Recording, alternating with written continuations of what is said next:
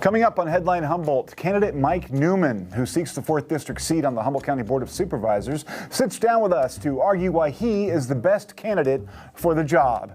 Also, the ongoing scandals surrounding former Arcata Mayor and current Councilman Brett Hutson continue to snowball as the city takes punitive action. Coming up next on Headline Humboldt.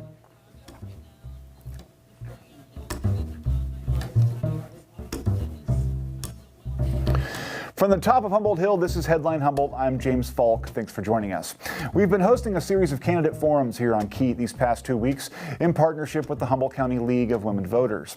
This democratic process of candidates seeking votes, candidates answering questions, and media digging into related stories has all become a vital part of the ritual we use to select appropriate candidates for public office. It's easy to vote on Election Day. It's more difficult to choose wisely. Tonight, after our interview with 4th District Supervisorial candidate Mike Newman, we'll hear a report from KEET contributor Eric Black on the ongoing flap over Arcata City Councilman Brett Hutson. He's been credibly accused of sexual harassment by a city employee, and the resulting conflagration has distracted the city and left the community both riveted and disgusted. I won't comment on the truth or not of the particular accusations against Hutson, but as the reaction against him grows and as we continue to emerge from a particularly contentious few years in the federal government, this seems like an ideal time to remind candidates that even if they're ultimately elected to the positions they seek, it's all about public service, not servicing your ego. It's a paradox of sorts. Those drawn to seek public office and political power are often type A personalities, confident and extroverted, at times even aggressive. This truth makes it even more important that our elected officials stay humble and recognize that they're chosen to serve, not command, their communities. If you're a distraction, or if your personal agenda eclipses that of the public's, it may well be time to take a long look in the mirror and consider whether you're seeking office for all the right reasons. If not, our country and community politics have had enough showboats, media hounds, attention hogs, and performance artists to last a lifetime.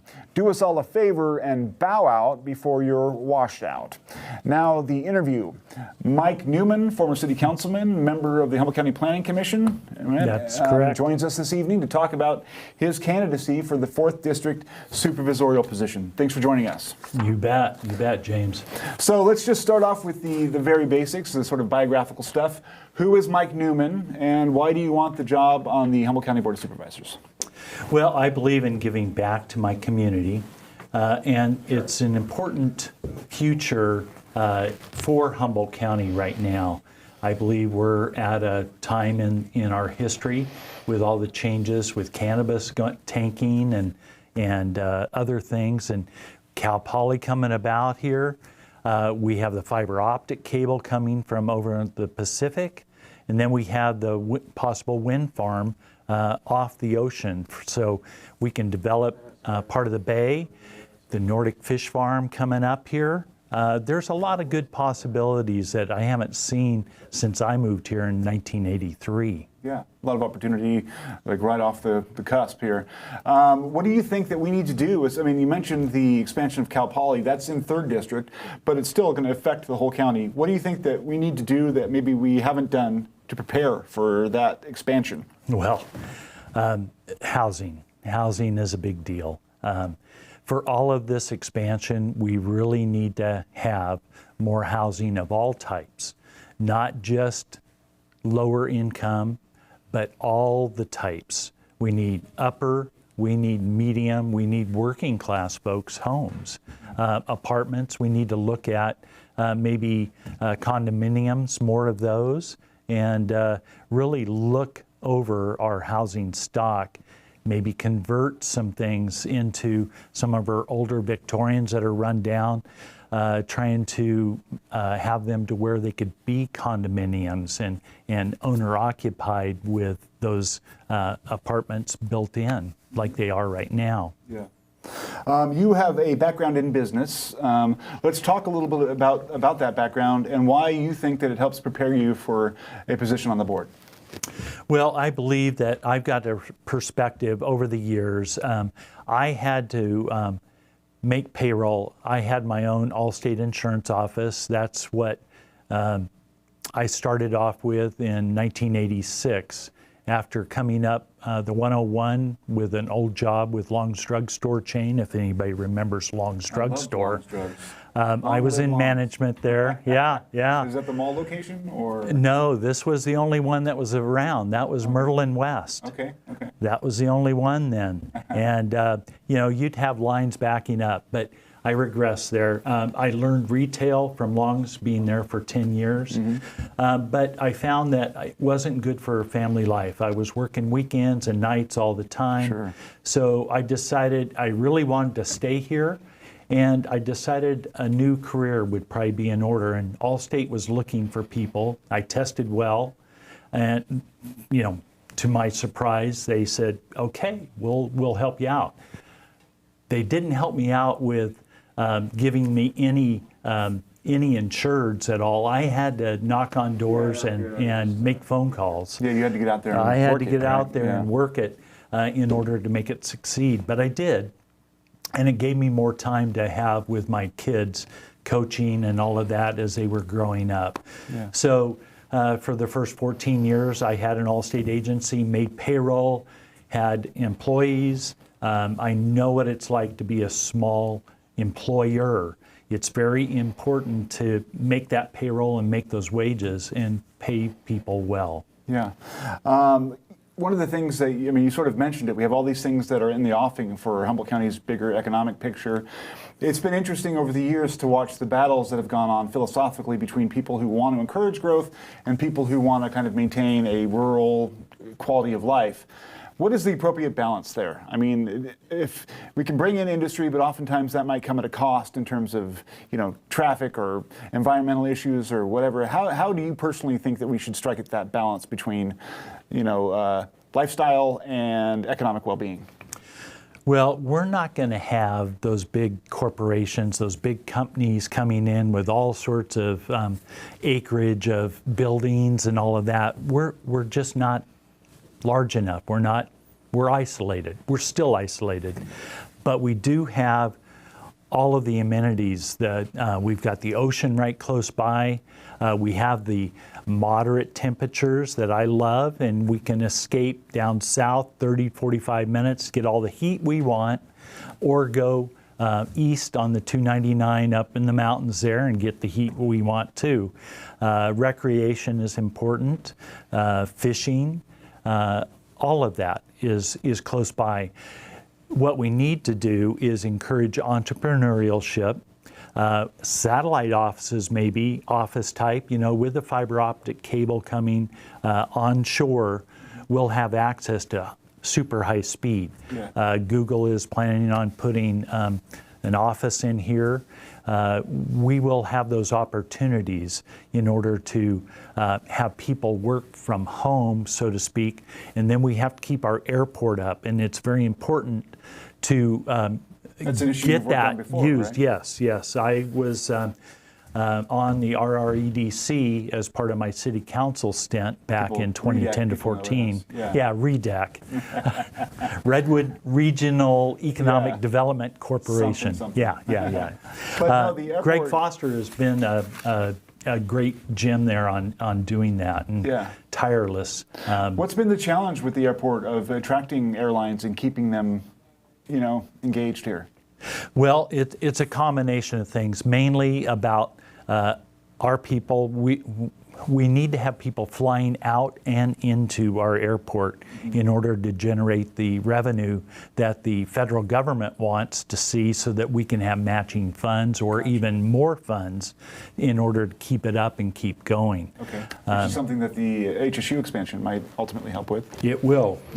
And with people working from home and using the high-speed internet, it's more important to have that access to fly out of here frequently and to regular places that they can then hub out of. Yeah. People are often obsessed with the quote-unquote left-right split in politics. Where do you think that you fall in that continuum, and how would you look to contribute to the overall tone of how the board operates? Well, I think you can see from my planning commission experience, I'm a moderate, middle of the road. I like to listen to both sides. or to all sides. Yeah. When something comes before us, I don't have my mind made up. I want to listen, and I ask questions. It's important to ask those questions, and that's why it's good to have a variety of people there. Having those questions to be able to find out what may happen down the road, because those will have repercussions, more so than just immediate. So I try to look down the road. So I gave up my affiliation. I gave up the political parties back in 2010 on purpose because I got tired of seeing that split. It was going bad then. Yeah. It's even worse now. Absolutely. We need compromise. Sure. And that's where I believe I can bring people in there and we can talk about things. We can agree to disagree, but we need to go forward on many issues and many things. So that's where I think I can bring in and bring that to the table, that I am a listener and will make decisions and not just keep going with study after study after study and keep things at bay, because you have to act on things. Then you can trim the sails, so to speak, make adjustments. One of the things that you mentioned initially was the marijuana economy. I mean, we're having issues with that. The prices fallen and a lot of our cultivators are struggling. What do you think the county can do to help cultivators to continue to flourish? There is this proposal to nix the cultivation tax.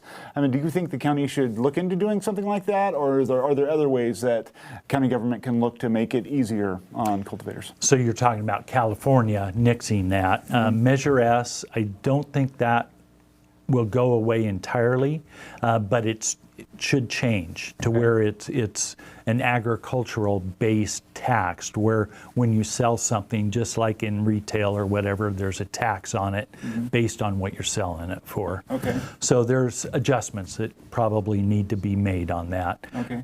Since they put a hold on it for right now, that's good. We'll see where things come back here. Yeah. Hopefully I'm on the supervisor's board at that time, and we'll be looking at that then. Do you think that they approved too many permits in the beginning? I've heard that claimed by some cultivators. Or do you think that it's just a result of the myriad issues that are all sort of coalescing right now for that particular market? Well, I think it's a bunch of different things. It's a myriad of different things all coming to a head. Yeah. With the glut, it's just like anything else. If you have too much of it, the price goes down because you've got more than what is demanded. So I think our area is on the right track to specialize in certain types, similar to the Napa Valley for wine or Sonoma County. Yeah. We should continue that. I know it's real tough right now, but we're going through that curve, going through there. And right now we're down here, but it will shake out. It will shake out. Yeah. You have some history working on the addiction issue, which we were talking a little bit about before the show. You worked on the MAC Center. Can you tell me what your thoughts are on Humboldt County's addiction problem and what you'd like to see done to make it even, to sort of, confront it, I guess? Well, that's been one of my heart things there. I know how hard it is. I've seen it firsthand. My father, my brother have gone through addictions. Alcohol was their part there. And it can drag people down. And sometimes they don't know when they can seek help. So I want to make it available as much as possible. Back when I was on the council, we started looking towards DHHS, going out with the police for social services in order to help calm things down on the street, because police are not entirely equipped just to handle what's going on there. So working with DHHS and then on the St. Joseph Community Benefit Board, we helped bring about funding in order to open up the Waterfront Recovery Center when the MAC went away, because the funding from the state and feds dried up for family transition. Yeah. But there was money for addiction and recovery centers, and John McManus was driven. We met had him on the show. weekly. Yes, God bless his soul. He was a big driver on that, and having him there was godsend. Yeah. Addiction is closely tied in with homelessness and also mental illness and that sort of thing. What do you think the county could do in that regard? Are there model programs that you see elsewhere that seem like they are working for homelessness, or what would you see? Well, there are other programs that do work, but not all of them will work exactly the same here. Sure. And that's where you have to adapt and go forth. We are seeing more money from the state of California. After the proposition was passed for mental health back in, I think it was 2015, it's been slow to make that money trail back here to the rural areas. It first went into the big cities and urban areas where the votes are. So it's coming here. It's coming here. We've got money now that Senator McGuire helped get. So DHHS, Connie Beck, is looking for a facility. There's $2 million available. It won't be to purchase, but it is to lease. And they're looking for a facility for 10 to 12 beds that could house the after sempervirens, have a residential care, up to 30 days or so. Like a transitional kind of transitional, just to stabilize and help those folks get into a place where they're thinking more clear, and then we can make the next step there. So that's on the way, and young people too. That's on the way even closer here with our youth. We have 30 seconds left, so not much time, but what would be your first priority? What would you go in there gunning to look at right away? Gunning to look at. Well, not a very good turn of phrase, but it would be multi-dimensional. The budget's going to be big here coming up here in July. We'll be looking at housing and mental health and homeless. It's going to be multifaceted. It won't be one thing, but mental health is important along with the homeless and housing. Yeah, excellent, sir. Thank you so much for joining us. Thank you, James. I appreciate it. Thank you. We'll be right back after this short break. On Studio Space, Lush Newton populates her world with funky, whimsical characters through sculpture and illustration. Jenna Katsos is the artist behind Pen and Pine. Her popular graphics adorn everything from mugs to murals. Studio Space explores Northern California's vibrant art community.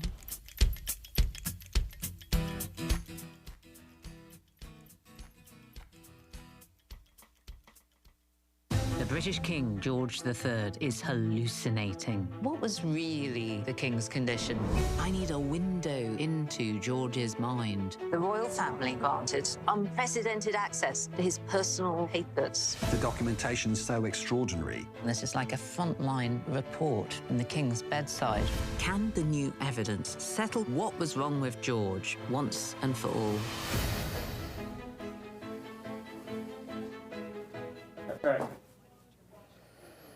On Tuesday, the Arcata City Council punished one of their own members for sexually harassing a city employee. Headline Humboldt's Eric Black reports that in order to prevent future misconduct, the city restricted Brett Watson's access to city staff. An outside investigator determined beginning in 2019, Watson abused his power as a city council member. By expecting the employee to spend time with him outside of City Hall, to respond to his calls and text messages outside of regular work hours, to engage in communications of a personal nature, and to hug him each time they met in his capacity as a council member. It's fundamentally about power and control, including threatening the employee's job repeatedly. I encourage you to use whatever makes the most sense for the community and the city to get back to the business that you all were elected to do. But we also must consider the very real possibility that he doesn't have the humility to resign. There's absolutely zero chance I'm going to resign. A defiant Watson did not dispute the main facts revealed in the investigation. He also did not apologize. Instead, in a nearly half-hour defense of his behavior, Watson referenced text messages sent by the employee and featured in the report that he said demonstrates a consensual, non-sexual, emotionally intimate relationship. There is an abundance of evidence showing she enjoyed spending time with me, she looked forward to it, and she encouraged it. She baked me cookies, offered me food she brought from home, sent me pictures of her vacations, and she sent me unsolicited texts and emails after work hours and on the weekends. Sometimes victims appease their harassers or downplay the harassment or silently retreat into themselves, hoping it will just go away. And yeah, sometimes they bake their harasser cookies, maybe in an attempt to keep the peace and not be retaliated against by having spontaneous closed session performance reviews. Compliance within an imbalanced power dynamic is not consent. Watson is not accused of committing a crime. The investigator did conclude Watson violated the city's harassment policy. None of the 13 public speakers defended Watson, but because he was elected, he cannot be fired nor placed on administrative leave. In a 3-1 vote with Watson dissenting, the council imposed these limitations. Its unlikely constituents could organize a recall election before the regularly scheduled November election, when Watson's seat will be contested. The winner of that race will take office in January, ushering in a new day at City Hall. Eric Black, Headline Humboldt, Arcata. Nice job, Eric. That's a good package. KEET contributor Ryan Hutson this week profiles Deputy District Attorney Steven Steward as he tries to make the leap from prosecutor to Humboldt County Superior Court judge. I sat down with Steven Steward, who's running for Humboldt County Superior Court judge, a very important elected position for those needing to navigate the local judicial system for any reason. Contrasting himself with Ben McLaughlin, who is also running for the seat, Steward highlighted his experience outside of Humboldt County. I think the major difference is that I have a variety of experience. My experience is not just a tally of hours or days in the Humboldt County Superior Court. I worked on Capitol Hill. I have that legislative experience. Judges are called upon frequently to look at legislative intent behind certain laws. And so having that perspective is a unique perspective that I believe I can bring to the position. Was it your idea to run for the judgeship, or was this posed to you and you said, oh, sounds great? This was my idea. I've been a litigator for 12 years now. Okay. I've been a defense attorney as well as a prosecutor. I've sought justice throughout my career, both on the defense side as well as on the prosecution side. Because whoever wins the seat will be going directly into the family law court to weigh in on decisions regarding domestic violence, divorce, child custody, and visitation matters, I asked Steward how he felt about dealing with the family law court. Well, I'm excited about it. I do believe that that will be the position that, if elected, that would be the first position that I'd be assigned to.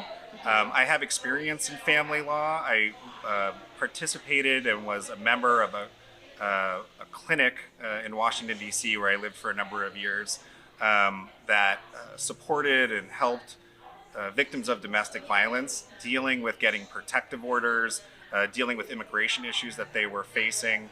I am well versed in the Violence Against Women Act and worked on many cases where we were able to get work authorization for indigent clients who had been, unfortunately, the victims of domestic violence. So I'm ready for the job to start on day one. I understand what's involved, and I'm enthusiastic about taking that role and doing that position. Addressing potential conflicts of interest between judges, specifically in regard to the possibility that Humboldt could have a pair of judges under one roof as domestic partners, Steward explained why this may be problematic for Humboldt residents if his challenger should win the seat. When anybody who's working, especially in a small rural community like ours, becomes judge, there are going to be conflicts in terms of cases that you've previously worked on. I think that we need to make sure that there's nothing that causes further backlogs in our system. Humboldt County needs to move forward with all the cases we have. Justice delayed is justice denied. And so anything that may potentially cause further delays, I do think is problematic. Okay. And most of our judges now who have come from either private practice or the public defender's office have had those conflicts. And when that happens, they explain on the record that they have a conflict in a specific case, and then that case file gets sent to another judge. I think that I am the right person for the job. I care about this community. I want this to be a safe and equitable place for everyone. I believe in fairness, that everybody should be treated equally before the law, regardless of where you come from or who you are or how much money you have. For Headline Humboldt, I'm Ryan Hutson. If you missed KEET's forums this past week, we put together this brief highlight reel from last week of the district attorney candidates making their best case for earning the nod. The most important challenges of the prosecutor's office are priorities. Priorities are screwed up. We have the most incarcerated country in the world. We have the world record for incarceration, put that another way. We have 4 times the incarceration of Russia at this point. We have more incarcerated people than China, and they have a population that's 4 times our size. Reconciling that with the fact that we're not in the top 10 of the safest countries in the world is the major job of the prosecutor's office. If we are the most incarcerated country in the world, we should be the safest country in the world also, and we're not. And that has a lot to do with our priorities. It has a lot to do with transparency. It has a lot to do with too many resources going towards nonviolent crimes and not being focused on violent crimes, making our communities safer, and property crimes, which really lower the quality of life for all of us in Humboldt County, and which are often traded off for more lucrative revenue opportunities of drug cases. Also important to note that since Mr. Kamada's termination from the district attorney's office, we have a team of experienced, qualified, ethical prosecutors, each of whom is very well equipped to handle serious cases, murders, homicides, sexual assaults. I'm very proud of the team that we have, and I have full faith that they will be able to handle the most complex of prosecutions. Mr. Kamada's conviction record is deplorable. He wants to take over the lead cases, the big cases, as the prosecutor. He doesn't have the experience. He doesn't have the ability to successfully try serious cases. I'm asking for your vote because we need change. We have skyrocketing crime all around us. And Ms. Eads wants to put her head in the sand, pretend that doesn't exist, and continue with the old ways of doing things, and is basically hoping that her attacks on me with numbers that are not true. Out of her and me, I'm the only person that's done homicide cases, homicide jury trials, and I've won all the ones that I've done. So that is a misrepresentation, and I think it's very interesting that she spent most of her time this evening attacking me rather than giving the folks what she'll do as a DA. Stay tuned, stay informed.